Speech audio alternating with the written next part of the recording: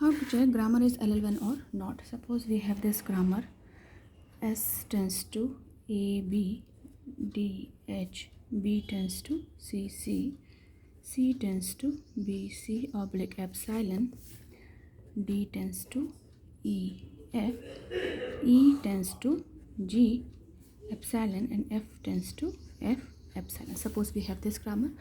So let's make a table. What terminal we have? We have A, we have B, we have C, we have G, we have F, we have H, and we have $2. So these many terminals we have.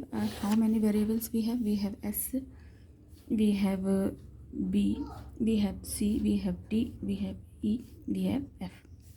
So these many variables we have. So let's see how they work, how they are going to work.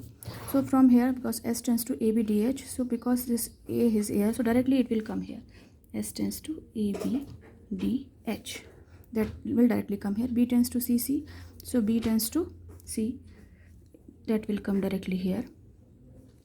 And C tends to BC, so C tends to BC, directly will come here. But now C tends to epsilon. So what it will do? So let's make a grammar like that. A B D H, and D tends to E F, B tends to C C. So like that we will see, because C tends to epsilon, so after that what will come? EF. It will go to like this. So D tends to EF because C tends to epsilon. So we will see. So because E and F both are there, so first of E is G, so but epsilon is also there, so we will go to F also. In F what we have? F and epsilon is also there, so we will take H also. Because C is also having epsilon, so we will go further. After that what we have? EF. In E what we have? First G and epsilon, so we will write G, but because of epsilon, so we will go F. F is what is having? F and epsilon, so we will write F. After that what we have? H is terminal, so FGH will come. So C tends to epsilon will go to FGH. C tends to epsilon, go to G, will go to F, and will go to H. Now next EF. So as we know, in EF what we have? GF. Because of epsilon we will go to F, and F in also having F and epsilon, so they will also have the same. So D tends to EF in G, D tends to EF in F, and D tends to EF in H also.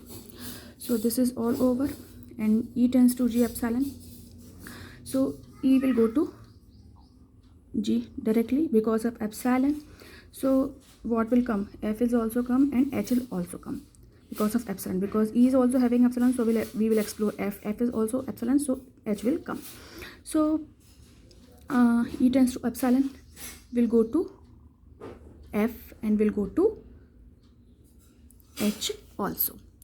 And now what will left? F. So F tends to, F is here, and because of epsilon it will go to H also, because we know because of epsilon, so we will take that one also. So F tends to epsilon. So now all are over, and because with the help of this production, how it is going to work, we will understand that what kind of production will come and how we will write this. Because we can see clearly in each and every row only one entry is there, so this grammar is